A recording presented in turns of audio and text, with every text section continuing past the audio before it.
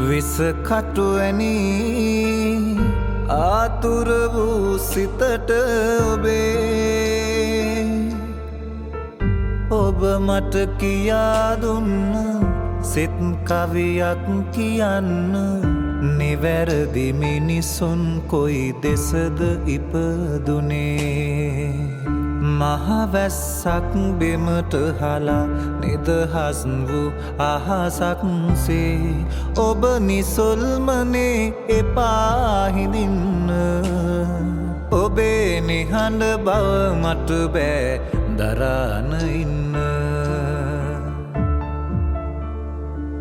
අනේ තව ටිකකින් හිනා වෙලා කතා කරන්න